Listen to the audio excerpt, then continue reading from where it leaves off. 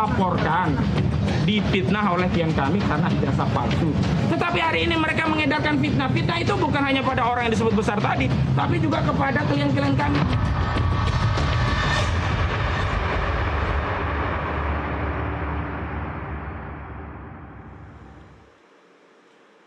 Pemirsa, kasus ijazah Presiden ke-7 Joko Widodo terus diusut Polda Metro Jaya. Hari ini 3 saksi diperiksa dalam tahap penyidikan untuk pengumpulan alat bukti. Ketiga saksi dari pihak terlapor diantaranya Dr. Yulia Widyaningsih dan Rahmat Imran selaku juru bicara Tim Pembela Ulama dan Aktivis atau TPUA. Kemudian ada juga seorang pegiat media sosial yaitu Sunarto. Kami ajak Anda membahasnya. Kami sudah hadirkan Ketua Umum Solidaritas Merah Putih atau Solmed yang dikenal sebagai relawan Jokowi yaitu Sylvester Matutina dan juga Koordinator Advokat TPUA dari kubu Roy Suryo CS Ahmad Gozinuddin. Sudah bersama saya di studio. Pak Gozin, apa kabar? Alhamdulillah sehat. Terima kasih. Bersama kami ada Bang Sylvester di Zoom. Selamat malam Bang Sylvester, apa kabar? Malam Bang Doni, malam Bang Hosinuddin, malam Nusantara Putih. Ya. Iya, baik. Ini saya mau tanya dulu ke Pak Kosin ya soal 3 pemeriksaan saksi hari ini.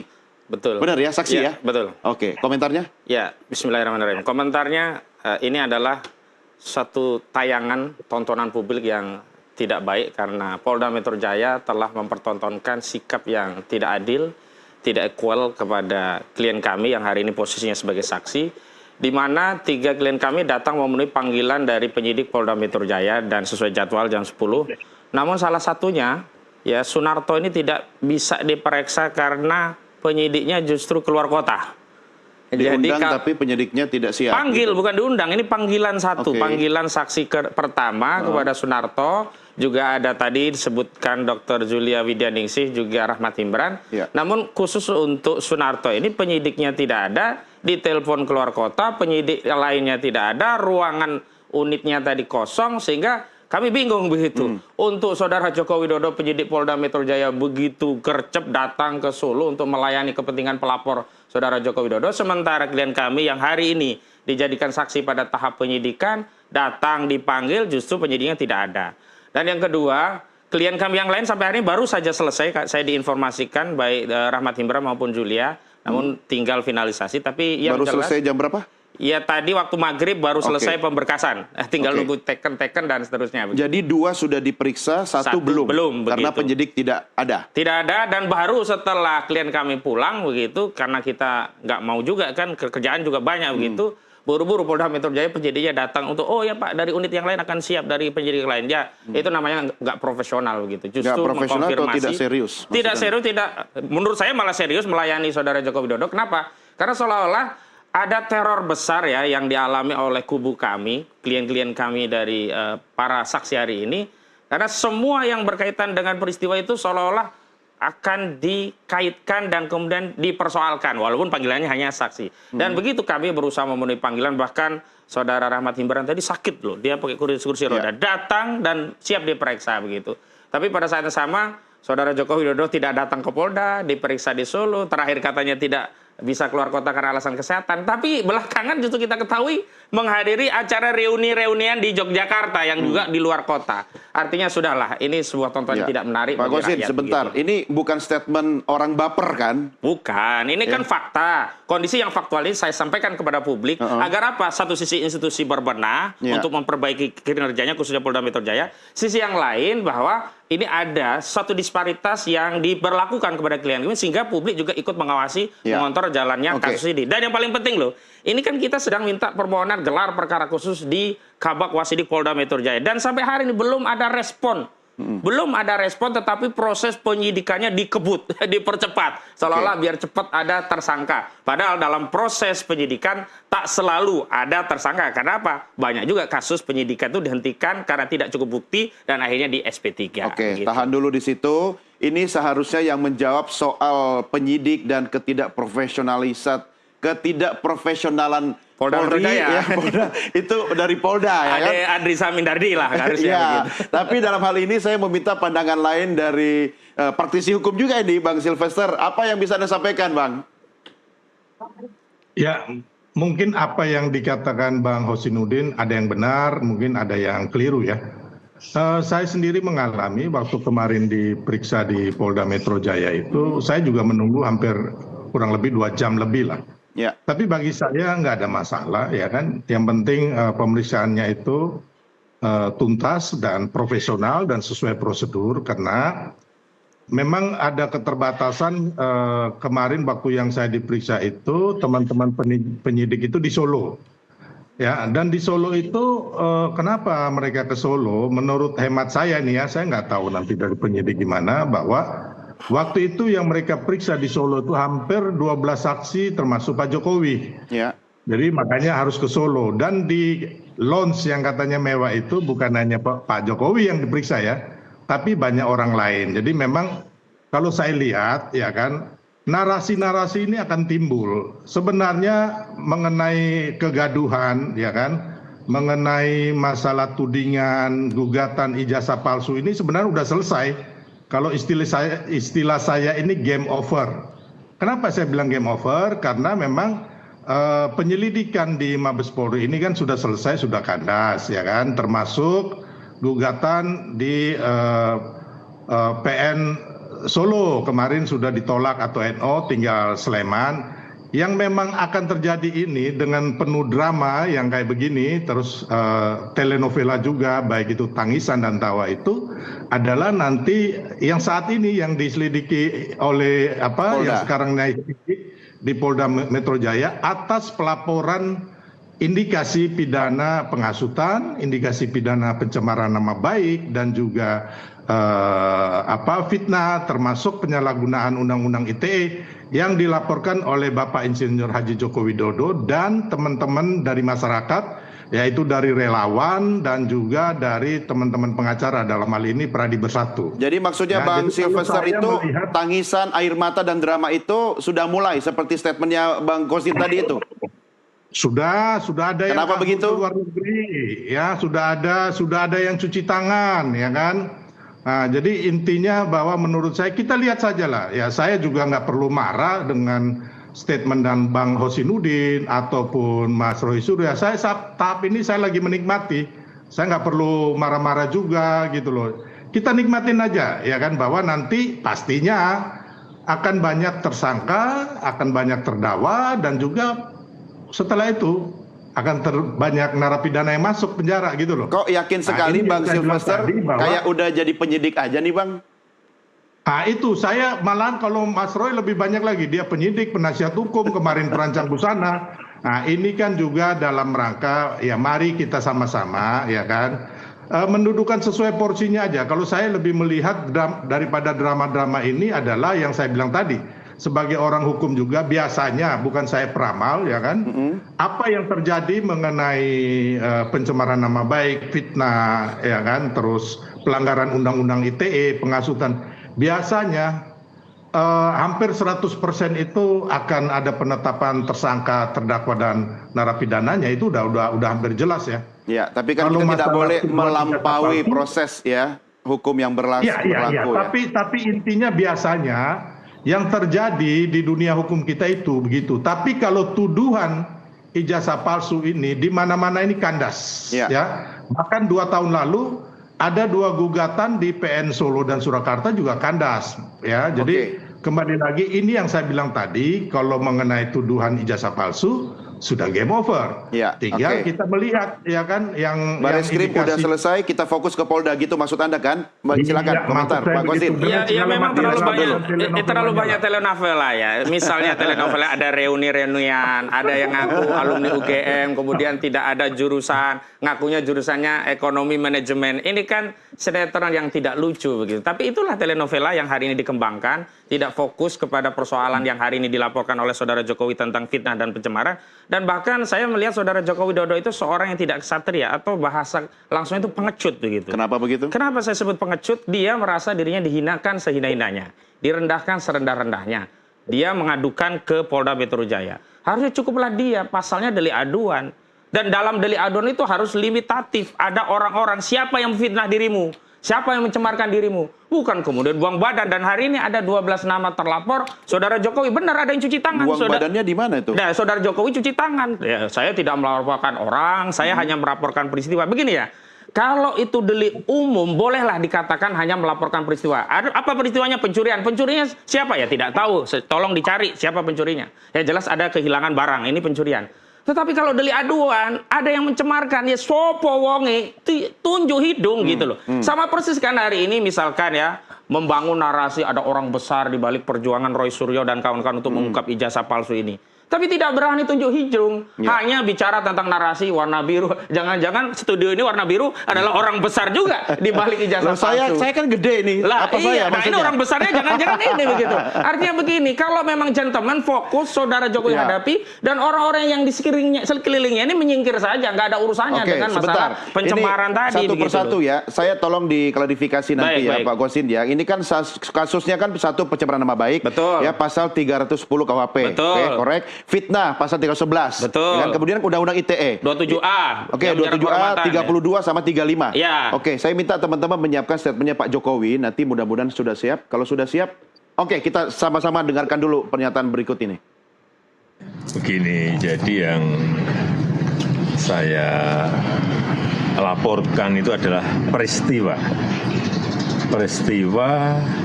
mengenai dugaan pencemaran nama baik dan fitnah. Gitu. Jadi saya tidak melaporkan nama.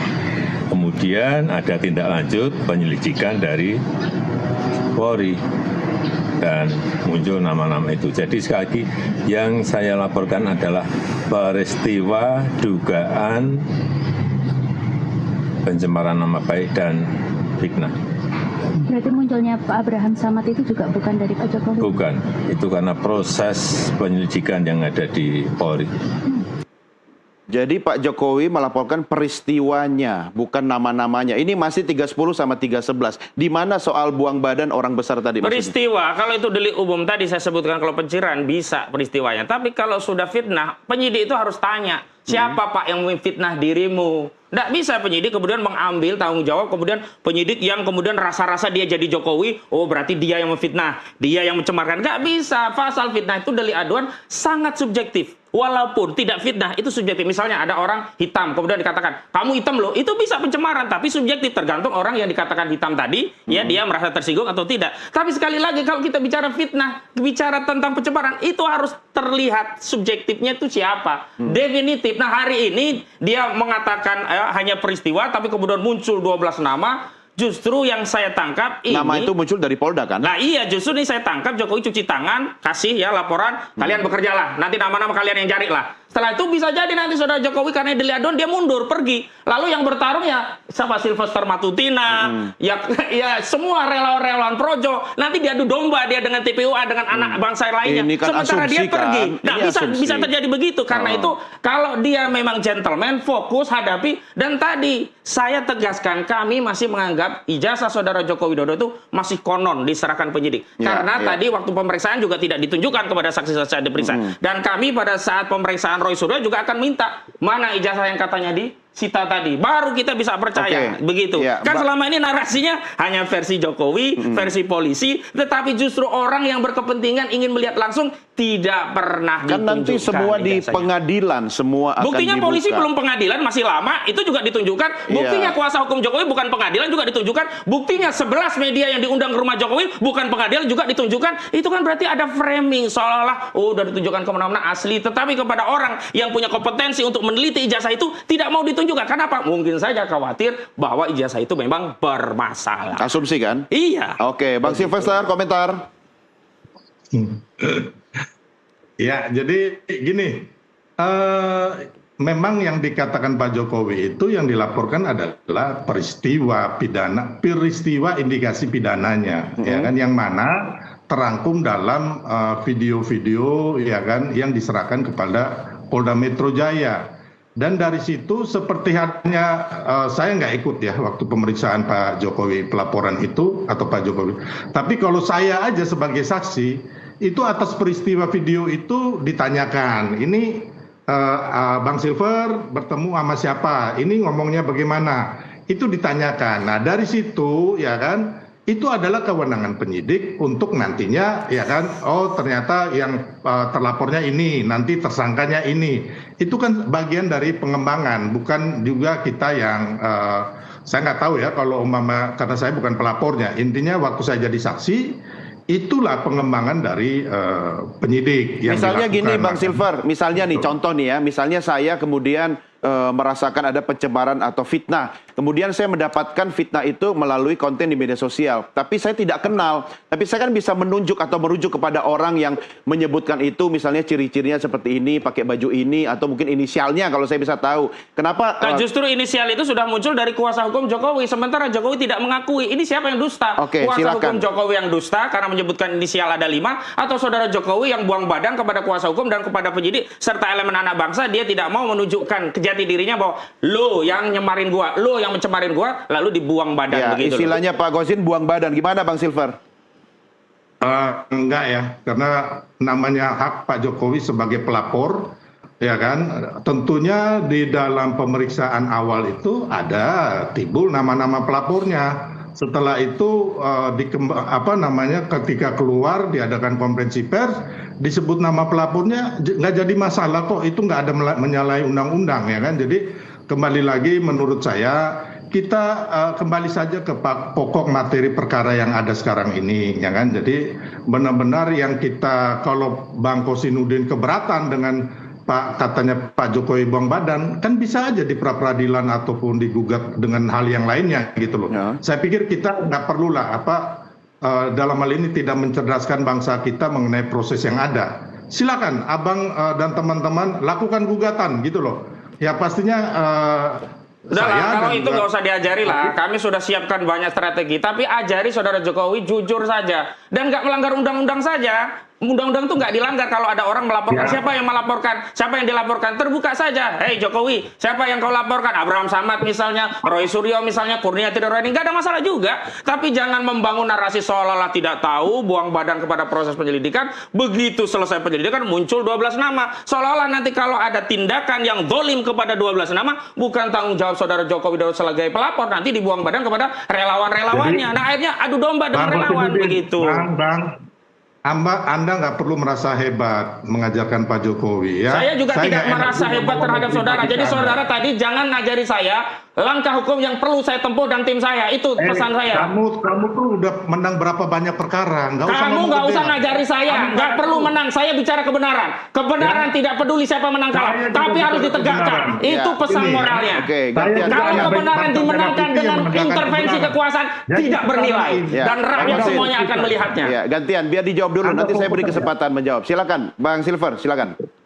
Jadi kembali lagi, kita nggak usah bangun framing-framing yang menurut saya sih nggak perlu ya. Bagaimana sekarang ini ya kan, Bang Hosinudin dan kawan-kawan memberikan argumen yang baik ya kan kepada masyarakat. Umpamanya Roy Suryo melakukan ini itu kenapa gitu loh. Jadi daripada kita melebar kepada hal-hal yang Nggak usah Anda mau ngajari mengajarkan kami lah. presiden dua Silakan kali. berstatement. Saya paling tidak suka diajari orang lain yang sok lebih Anda tahu ini dari saya. katakan Anda ngomong Pak Statement Jokowi saja aja yang Jokowi. langsung. Ke pokok gini masalah. loh, Anda sebagai manusia beradab, tolonglah hormati orang Kalau lain. hormati saya Kalaupun juga nggak usah Anda ngajari berbuat. saya. Saya hormati Anda. Ya Saya udah panggil fokus aja kepada Anda masalahnya. Bang Hosinudin. Tidak perlu bicara tentang harusnya. Jadi Anda nggak perlu mengajari presiden 2 kali. Anda siapa? Anda Loh, bukan. saya tidak pernah Anda mengajari presiden Anda. Saya Republik fokus kepada saudara Joko Widodo. Anda Saudara nggak bukan usah kuasa hukum saudara nggak Joko usah- Widodo. Nggak usah ngomong gede, Hosinudin. Anda ya juga kan? nggak usah Kau ngomong bukan besar, siapa. Sylvester. Ya, jadi intinya kau nggak perlu, kau bukan orang hebat di Republik Kau juga ini. bukan orang biasa. Presiden Jokowi, Kau orang biasa. dia Kau kalau bukan menjadi orang hebat. presiden, Ya, Dia lebih Bapak-bapak. tahu hukum daripada Anda. Ya, Bapak-bapak, Intinya itu. kalau seperti ini penonton kita tidak akan mendapatkan manfaat atau informasi. Sebentar ya, saya mau tanya satu hal dulu ke Bang Silver. Artinya langkah-langkah yang dilakukan oleh Polda Metro Jaya menurut Anda dari kacamata Anda sebagai praktisi hukum, ya kan, itu sudah tepatkah? Kemudian kalau sudah tepat, reasonnya apa menurut Anda? Sudah sangat tepat, ya kan, termasuk Mabes Polri sudah sangat profesional, sudah sangat tepat, karena apa yang dilakukan sekarang ini sesuai prosedur hukum yang berlaku, gitu loh.